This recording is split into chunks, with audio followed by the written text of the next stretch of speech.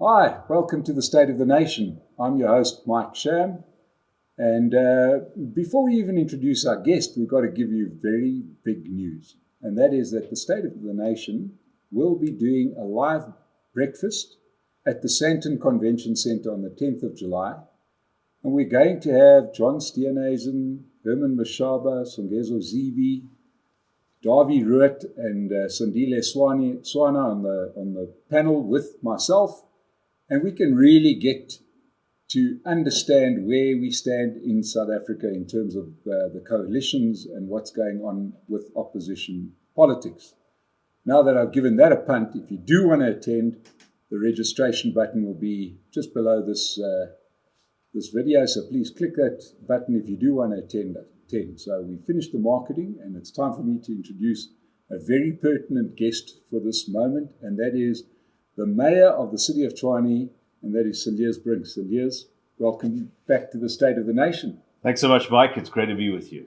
When you were last year, it was a different set of circumstances. Yes. It was before you were involved in the City of Tshwane. You were still in the shadow cabinet, and we were talking about life in general, but then things got very real, didn't they? How quickly things change. Yeah, and you firstly had a bit of a tumultuous entry into your mayoralty with the DA losing power to a short-lived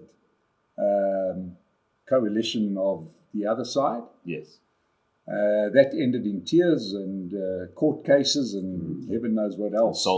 Insolvency and particularly, I mean, we thought here in Joburg that we had some strange people becoming mayor. You guys managed to top it there in the city of Tshwane. But I think the good thing is that this experiment of an ANC-EFF coalition, which is now in charge in Ekurhuleni, the East Rand, as well as Joburg.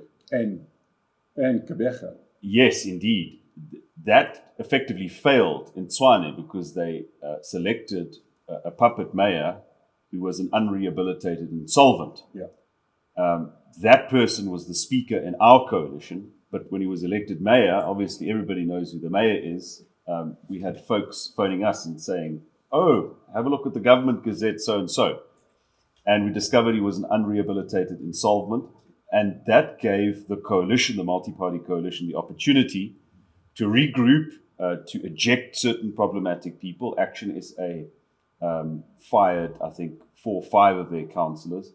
And so we regained the majority. But it remains a very precarious situation, paper-thin majority. But we'll make the most of it. So let's kick off with the big news, and we'll get back to those coalition politics and where things are heading, and especially within the big metros. And let's start with the big news, the big recent crisis, and that is around the water in Hammanskraal. This is not new news. This has been around. I remember hearing firstly about this years ago, that there was problems with water in Hammanskraal. And if I'm not mistaken, back in 2016, when the DA first came to power, one of the big issues was water in Hammanskraal. Yes. 7 years have elapsed. What happened in those 7 years? So, in essence, Mike, we've reached the end of a long line of failures and excuses. The essence of the problem with Hammanskraal water is you have a wastewater treatment plant called Rooiwal. And that plant is out of capacity. Indications are that as far back as 2004, the municipality or the officials warned the political leadership then this plant needs to be upgraded. It's out of capacity. It's nearing the end of its capacity. 2008, the same warning. 2011 were the first contravention notices against the municipality to say you're polluting natural water sources because you don't have the capacity to treat the wastewater at Rooiwal. And unfortunately, and this is part of what I have had to admit, the coalition government, including successive DA mayors, did not resolve the issue. And the more time elapsed, the more the population of Hammanskraal grew, the more the infrastructure deteriorated, and the more expensive the problem now is to resolve. And along that long line of failure were certain tender irregularities, a contract awarded to a company linked to the state capture implicated Edwin Sodi, and several officials implicated in that. So, unfortunately, this is a story of failure of successive administrations, and it is now up to this particular multi-party coalition government and my mayoralty to make a break with the failure and to learn from the mistakes and to see if we can fix it. Let me just stress that we haven't yet found the source of this cholera outbreak. And many people think that's a cop-out, but it's important to point that out, because until we found the source, we can't isolate the particular outbreak. But of course, the public have this association with bad water in Hammanskraal. We know the water isn't potable, so it might not have cholera in it, but we have to put so much chlorine at the timber treatment plant that the water is just not suitable to drink or to cook your food in. But until we've discovered what the source of the cholera is, we simply can't manage the situation effectively. We can't contain it effectively. Okay, so clarify one thing for me, which is, and I'm sure I'm not alone in this, like most citizens, you open the tap, you expect water to run out, right? And that's fine. It's like one of those things, once it happens, you don't think about it much. Yeah. And besides, you pay your rates and taxes in order to get that, and you pay for the water. It feels to me like one of those situations where some clarity is needed. Where does the Department of Water and Sanitation end and a city start? So in some instances, municipalities have wastewater treatment plants of their own. Wastewater comes in, it gets treated, it gets released back into natural water sources, and then water treatment plants abstract from those sources, rivers and so forth, and then purify the water for distribution. Run by whom? Well, in this particular case, the wastewater treatment plant as well as the purification plant is the municipality. That is our responsibility. But in many other instances, in fact, in most other instances, we get our water from Rand Water, we get our water from Magalies to a lesser extent, and those are national government entities. But in Hammanskraal, in that particular context, that's all the municipality. And what the National Department of Water then does is it's meant to maintain water quality standards. It's meant to test, it's meant to issue compliance notices, which it has.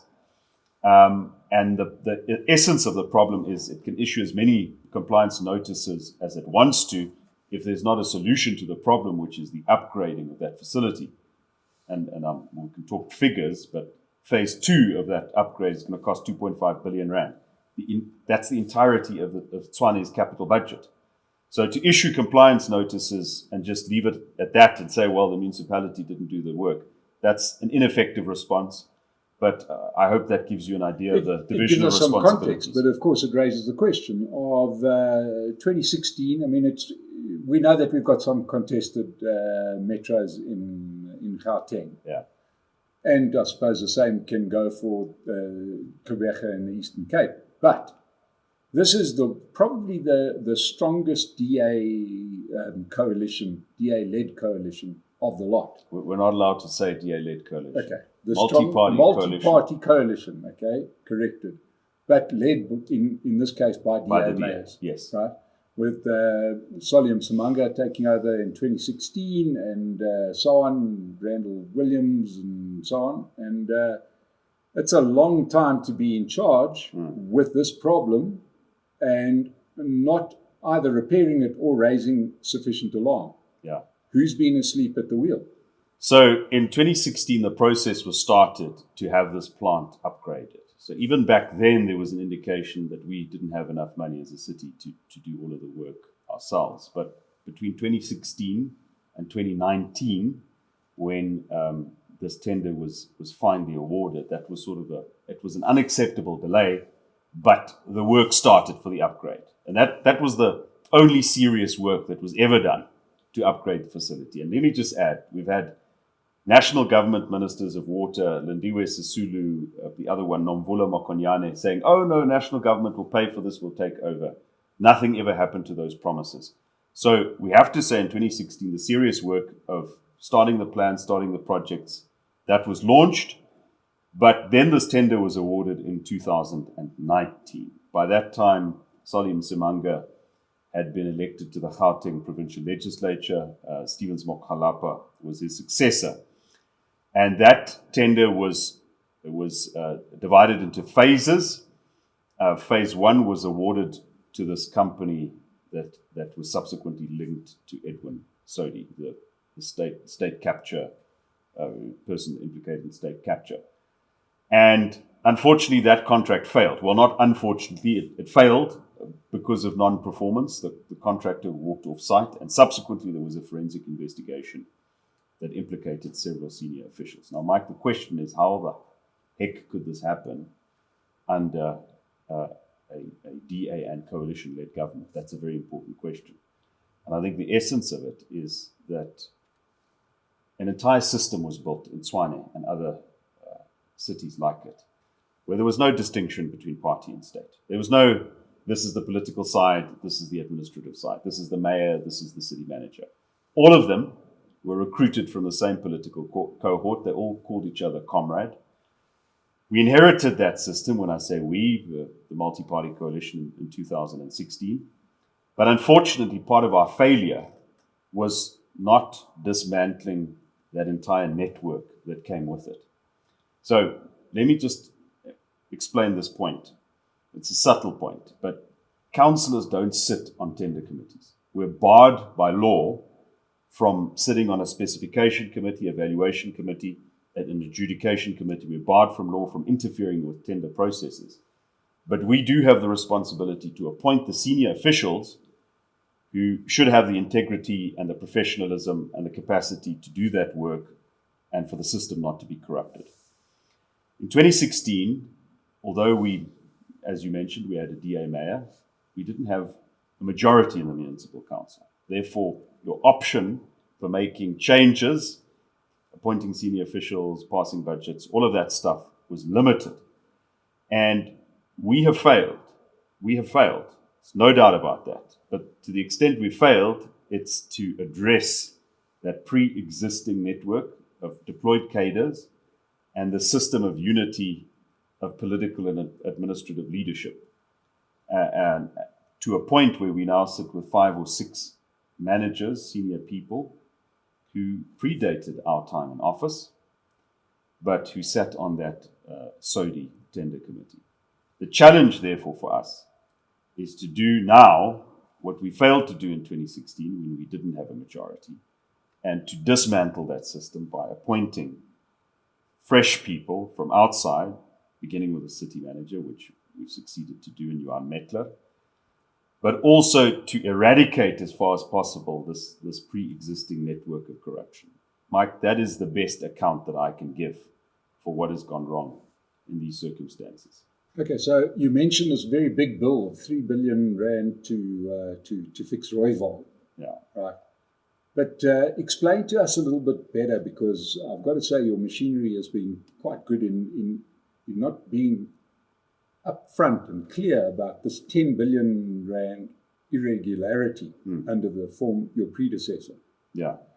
Explain how that happened. Right. So 10 billion is accumulated irregular expenditure over a period of 10 years.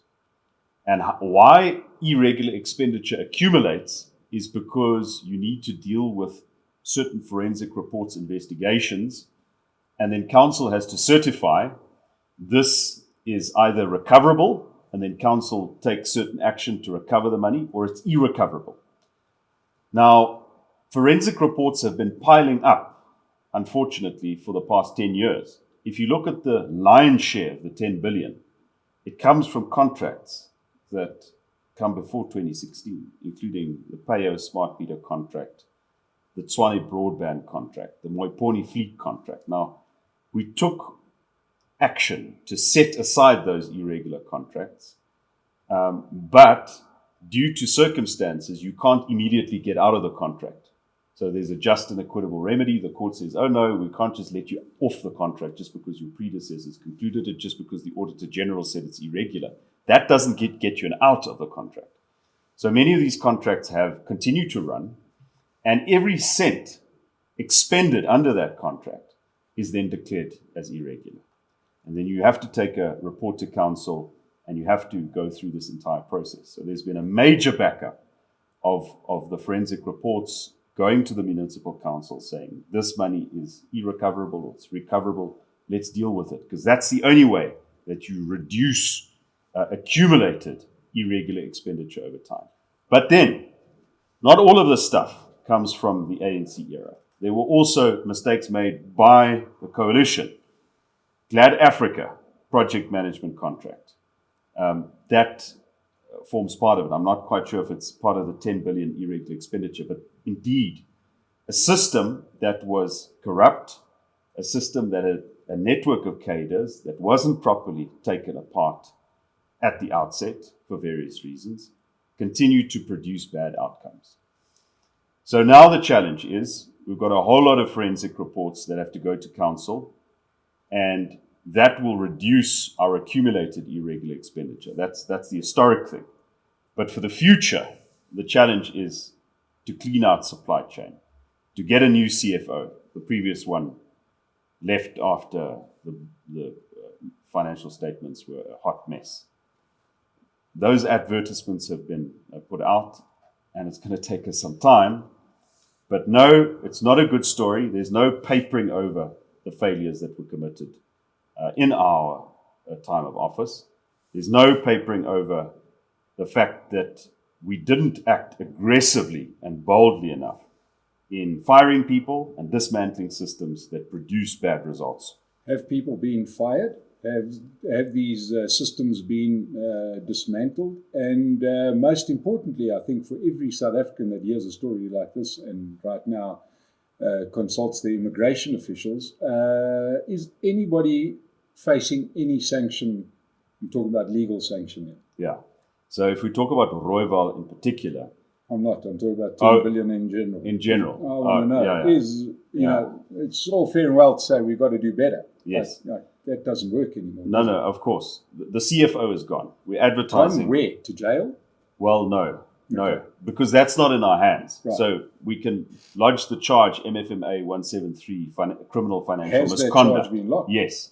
So you lodge those charges, you follow up and see what is the progress with that investigation. But the important point is he's no longer in the system.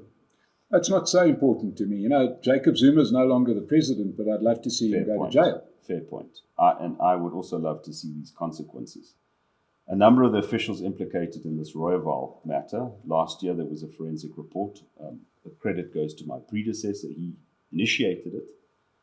It didn't happen under his watch, but he initiated the forensic investigation. 6 senior officials have been charged. We're at the point where the city's case against them has been finalized. Unfortunately, our labor law protects everyone, including those that are accused of irregularity. And we're now at a point where those employees have to raise their defense in the labor cases. But Mike, the essence of it is, how do you change a system? How do you change culture? You change the people. So last year, Johan Metler, who was the city manager in Nelson Mandela Bay, and if you've read the book, How to Steal a City, he features in there as one of the good guys. Unfortunately, when that coalition was deposed, he was also forced out. But we managed to get him. My predecessor motivated his appointment to the municipal council.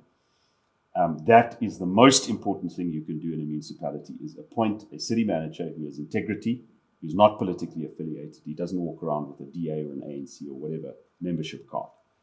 The other upside is that all of the senior management positions in the city are vacant. Every single one. Now, that's been a source of instability, but it's also an opportunity to clean up, to get a new management culture in place. And in terms of the amended Systems Act, those appointees will now be permanent. So the key is going to be find apolitical professionals, change the management team, change the culture. Your question, have we dismantled the system? No, we haven't. It's not gonna be that quick. And I know, bloody hell, you've had how many years? Yeah. I have to admit that, but I can also not sit here and tell you BS and say it's been dismantled. No, many people are still in the system, but we've got a level of accountability and scrutiny which I think will allow us to overcome this and to start dismantling the system. Because, I mean, Cilliers, you know that just how frustrated South Africans are. Absolutely. And we're frustrated not only because because people are dying of a medieval disease that's avoidable. Certainly it was avoidable in the 19th century, never mind the 21st. And we want to see somebody being held to account, going to jail. Where are the police in this whole process?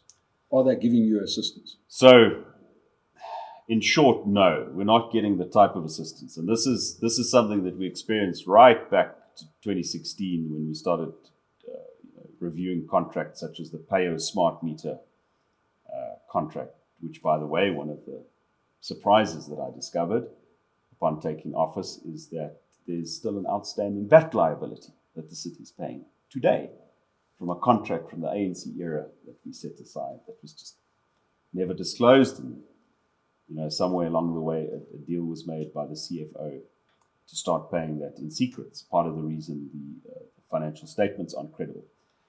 But no, unfortunately, if the major state capture actors, if the state capture prosecution isn't even succeeding, if those are failing, then what is the hope at a municipal level? Nonetheless, let me just point out, I mentioned Section 173 of the MFMA. It's a charge called criminal financial misconduct.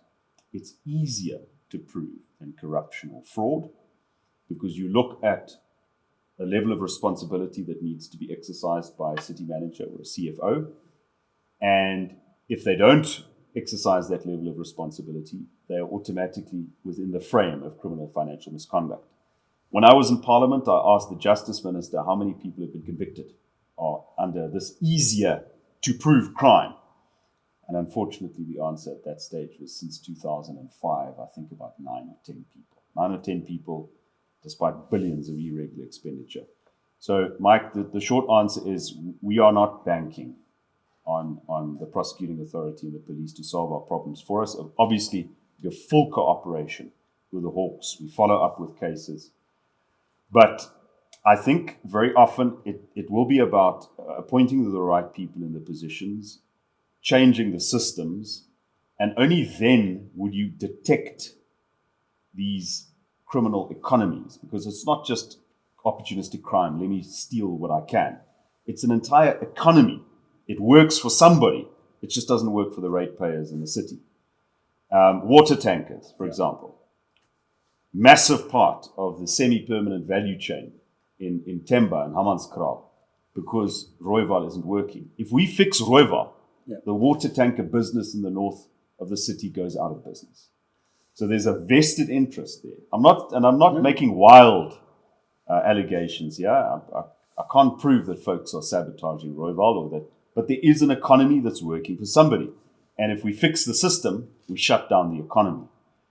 And to the extent that we'll work with law enforcement, yes, we'll do that. But I'm not banking my final buck on prosecutions and arrests. I think it's become quite apparent to any South African that the police are doing the same as a crooked ref in a boxing match. Just sitting back and watching one fighter hit the other one below the belt. And, I think that's a fair statement. Right. So we know that the police, and obviously that's why Becky Taylor has been retained, is to stand back and do nothing, one would imagine. Because his actions prove that that's what he's there to do. Nothing. Just to hamstring any of these investigations. What options do you have? I mean, you've got this act under the MFMA, but how does it happen in the absence of policing and the absence of the NPA? What can you do? Are you just powerless? Well, no. I think that this particular provision, as I mentioned, does make it easier to prove it. Yes. The burden of proof is much lower than in corruption or fraud. Into the courtroom? Well, I think there we have to start talking about private prosecutions. And I know that AfriForum and Garinal have an operation. I think Autos are also looking at private prosecution. So if there's an offer that I can make is we'll work with the prosecuting authority. And if they don't deliver, We will cooperate in getting that certificate to say that the prosecuting authority won't prosecute, and we'll work with civil society. We've said that we don't have the capacity as a city to do all of these things by ourselves. AfriForum is in Pretoria. This is their home city. We've worked with Saka Liche, who was a affiliate in the AfriForum camp to set aside the payer contract. So that's, I think, what it's going to come down to. Now let's talk politics, because you obviously raised the issue of working with an organisation very effective like AfriForum, but that is going to be alienating in the extreme in a administration which you have admitted you run by a wafer-thin majority. That ain't going to go down very well, one would imagine, in your mayoralty committee and so on when the name AfriForum is put forward as the body to suspend some of their mates or to prosecute some of their mates. Well, private prosecution luckily won't depend on a vote of the MACO. We can give up. If somebody else wants to do the prosecution, we will give our assistance. We'll make the documents public and so forth. But let me just say something about civil society and AfriForum. Whether it's AfriForum, whether it's Yusuf Abramji, whether it's Gift to the Givers, whether it is Henops River Revival or Soul Bent, an organization in Atteridgeville that's helping to clean up the community, we have to admit that we've got to work with established structures and communities. We don't have the capacity as the state to do all of these things ourselves. And we have to work with communities as we find them. And we know that AfriForum is doing good work. I would challenge any of my coalition partners to say to me, no, you're not allowed to. It's not your coalition partners you have to worry about, is it, though? Well, that's the benefit that we have, and I don't want to be arrogant because I've also tried to work with the opposition, but we do have a majority in the council. That's what makes Tshwane different from Johannesburg and Ekurhuleni. We've got a majority. That's why I'm here and not some puppet mayor from Cope or something. But I think even the ANC has to admit that we have to work with different communities. We have to work with community organizations. And I think the days where we say, oh, no, we can't touch this and we can't do that, that's done. The developmental capacity of the state is eroding by the day. If we don't admit that we need to work with these communities, then we're done for.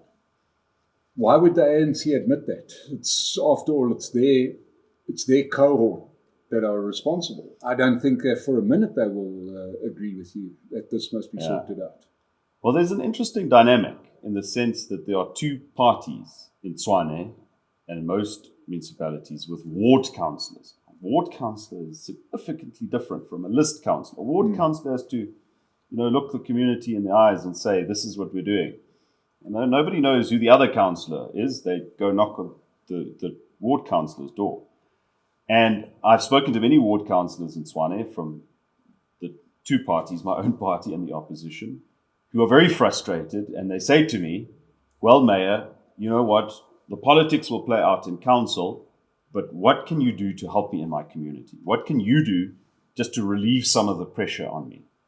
In many cases, I suppose that's not sincere. It's part of the political game. But having seen the realities in which ward councillors operate, and knowing the job of a ward councillor, I do have some empathy. And I do think there's room even to cooperate, not to form coalitions or have changes to the budgets or anything like that. But there is room to cooperate with the opposition, in particular ward councillors, to say, listen, you've got to answer to your community. What can we do to solve the problem? I'm not naive about politics. I'm sure the ANC and the EFF and whoever else will try and remove me at the first available opportunity. But I've also sat in opposition benches where a mayor has completely ignored the opposition and not listened to anything that they've had to contribute. And I don't want to be that. So I'm talking to opposition parties. And I hope that we can actually, even if it's just a small margin of getting something done by cooperation. So you mentioned, that you're trying to work with the opposition. The one thing that must be certain in your job, is that the vote of no confidence is coming. Oh, yes. And, the way that the law is written at the moment, it seems like they can do it whenever they feel like it by the looks of things. When does your next vote of no, or your first vote of no confidence happen? Well, I'm not certain. The point is to try and get as much done before the situation deteriorates. A vote of no confidence in me can only succeed with the support of parties inside our multi-party coalition. How many parties are in that coalition? 5 parties. How many of them are small parties? So the IFP is a small party in Tshwane, but obviously it's a very, very important national partner of the Democratic Alliance and of the other parties. We're tied together in large parts of KwaZulu-Natal. So, yes. I mean, that's a solid relationship. Yeah. That's a solid. The second one is the ACDP, Okay. also quite an established party. Yeah, but Well, they walk around with a price tag on the outside, don't they? that I haven't experienced that. Well, of the they ACDP. have in the other metros. They were quick to flip. One would imagine you only flip for the money. The one reassurance that I have about the ACDP is when some of their councillors voted to remove Vasco da Gama as the Speaker of Johannesburg, they removed those councillors. So they acted against them. I believe there was a polygraph or something, and they got rid of them. So the ACDP, in my experience, have stuck to that. There might be other things that I don't know of. We don't have the Patriotic Alliance in Tshwane. And then, of course, it's Action SA and the Freedom Front Plus. Action SA, it's been a complicated relationship. But I also know that I am a coalition mayor. I've got to take as much of the policy platforms of the other parties onto government and make sure that the local leaders feel that they are heard, that their objectives are taken on board. And the one thing I have to say is we've got good coalition leaders. I've got good people in my mayoral committee. I don't have a mayoral committee where I'm stuck with these names have been given to me, they're incompetents or they're corrupt. Or we've got good people in the mayoral committee, not walkovers, certainly not by any stretch of the imagination. But I've tried to cement those relationships and kept it tight. And that will be a major success factor for me, whether I lose emotional no confidence or not. And in sort of closing, we've obviously there's been a terrible time for many of the multi-party coalitions, and the playbook seems to be set. We seem to have the ANC. It seemed to be prepared to do anything to get into power wherever. The EFF have now they've taken off. They've completely dropped the mask, and they are just really probably an official coalition with the ANC, as is the Patriotic Alliance. It seems quite clear that those 3 parties are now going to go and vote together with those entrepreneurial parties, Yes. Al Jamar and Cope and that. But it's not going well for them. I mean, it's not going well for them. If the ANC EFF coalition have pilot projects in Ekurhuleni and Johannesburg, they have failed spectacularly. Joburg is on its how many mayors in a very short period of time. The EFF and the ANC are fighting in Ekurhuleni. So I'm not saying it's good that we've had this, but it's the upside of it is that here's a test so the public can see how this actually works, and it's not working.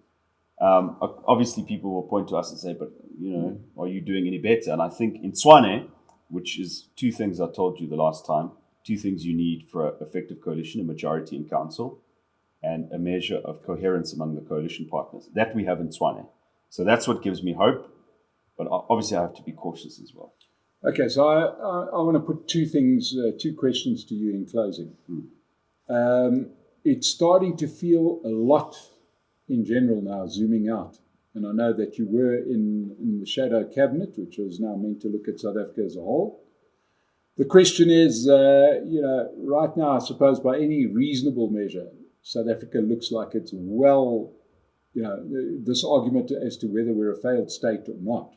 If you can't keep the lights on for half the day, one would imagine that surely everything else, like how many measures do you need? It was like listening to that disgraceful interview that Fikile Mbalula gave the BBC. Our talk. You can't say, oh, we're doing quite well except for electricity. It's kind of like some of these issues trump everything.